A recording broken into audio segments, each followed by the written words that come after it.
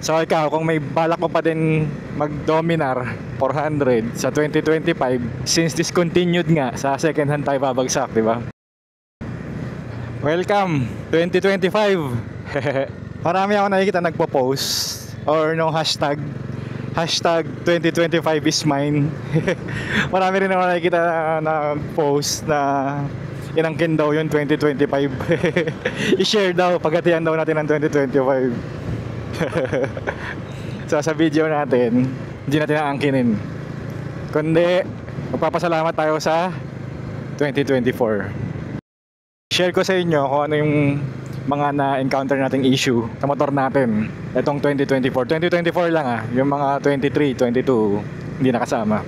So ikaw, kung may balak mo pa din Dominar 400 sa 2025, since discontinued nga, sa second hand tayo babagsak, di ba? So try mo panoorin, baka may makuha kang idea kung tungkol sa mga issue na na-encounter natin itong 2024, para may basis ka sa reliability. Okay, so 2024 ang naging issue natin, puro wear and tear lang, taka isang semplang, isang aksidente. Well, hindi aksidente, binangga natin yung kotse. Discuss natin yung unang issue na na-encounter natin na hindi pa dapat siya papalitan, yung kadena. Bali nakatatlong palit na tayo. Yung mga ibang nagpapapalit kay press, parang ang unang palit ng kadena nasa 40k or 50k. So sobrang layo nun. Tayo unang palit natin 20k, sunod 40. Tapos ngayon magsi-60 na siya. Ang balak natin, papaabutin natin ng hanggang So palit tayo 40. So at least sana mga 70. Hindi 70. Mga at least sana umabot ng 40 tayo nagpalit. So 80. So 40 ulit. So kadena, nagpapalit-palit tayo kasi ang dahilan lang naman nun, tamad maglinis. So natutunan natin ngayon na ina-apply na talaga natin, hindi na tayo tinatamad.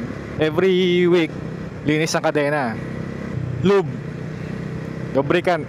Tapos kung maulanan, bago kahit basa ka na, pag uwi mo, ispray mo ng tubig yung kadena para kinabukasan paglilinisan mo hindi ka mahirapan masyado, wala kang masyadong putik.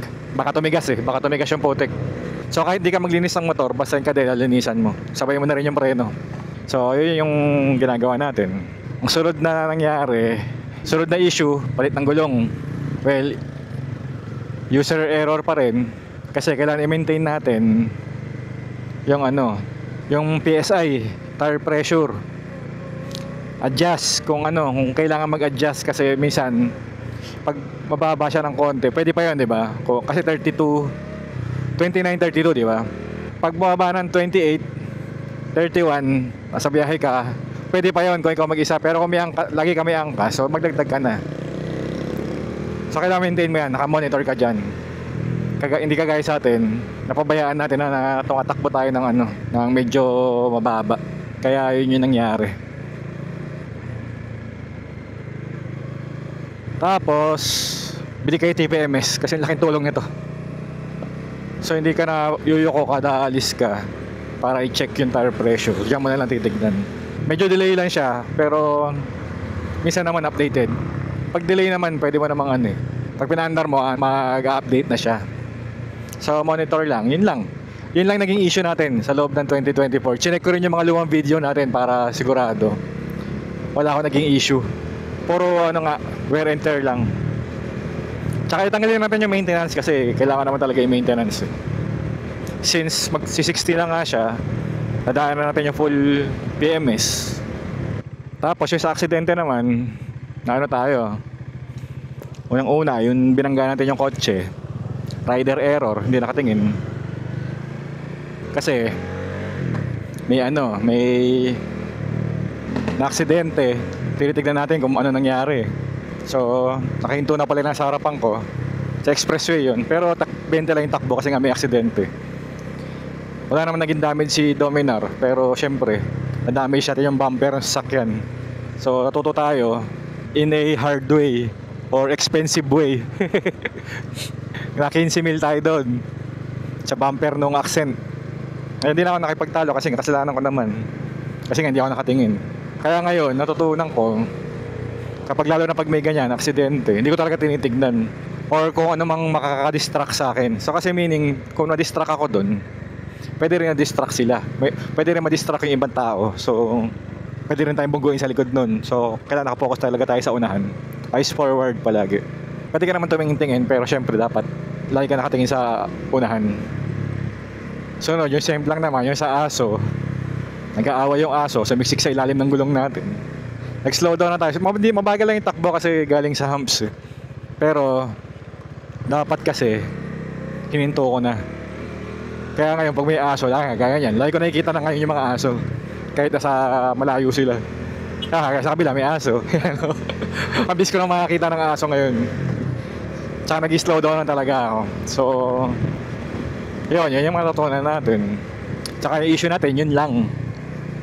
Yun lang yung magiging issue natin. Kaya, thank you ng matindi kay Sumi. Kasi hindi niya tayo masyado pinahirapan itong 2024. So, reliable siya ng buong 10 taon.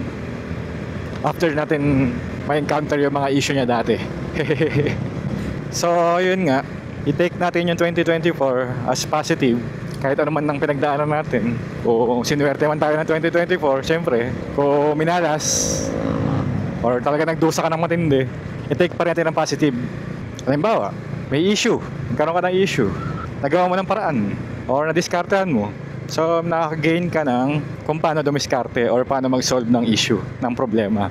Or natuto kang umakto ng under pressure.